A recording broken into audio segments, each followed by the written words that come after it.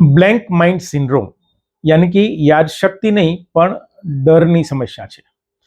આખું વર્ષ વાંચ્યું હોય, નોટ્સ બનાવી હોય, ઘરે બધું જ આવડતું હોય અને એક્ઝામ હોલમાં એન્ટર થાવ અને પેપર હાથમાં આવે એટલે બધું જ બ્લેન્ક થઈ જાય. યાદશક્તિ જાણે કે કોઈ સ્વિચને ઓફ કરી દીધી હોય એ રીતે કશું જ યાદ ન આવે. આને કહેવાય બ્લેન્ક માઇન્ડ સિન્ડ્રોમ. આ યાદશક્તિની ખામી નથી પણ એ એક ડરની સમસ્યા છે. સાયન્ટિફિકલી તમને કહું કે જ્યારે આપણને કોઈ પણ પ્રકારનો ડર લાગે અને એ ડર જ્યારે પીક ઉપર હોય ત્યારે બ્રેઇનની અંદરનું એમિગડેલા કે જેને ફિયર સેન્ટર કહેવાય એ વધારે પડતું રિએક્ટ કરવા માંડે, ઓવર રિએક્ટ કરવા માંડે અને એની અસર પ્રીફ્રન્ટલ કોર્ટેક્સ જે એરિયા વિચારો અને લોજિક માટે જવાબદાર છે એની ઉપર અસર કરે એટલે એ એરિયા ફ્રીઝ થઈ જાય અને આ ફ્રીઝને લીધે આપણી મેમરી શટડાઉન થઈ જાય અને આપણને ભૂલી ગયા એવું લાગે.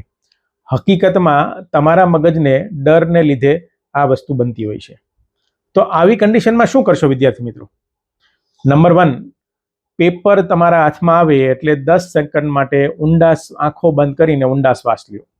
નંબર 2, સૌથી સરળ પ્રશ્નથી શરૂઆત કરો કે જેથી તમને ઇઝી હોય એટલે લખવામાં સરળતા રહે અને તમારું માઇન્ડ ધીમે ધીમે ડીફ્રીઝ થાય. અને નંબર 3, આ ફેઝ ટેમ્પરરી છે અને તમારી જાતને કયો યે પલ ભી બીત જાયેગા.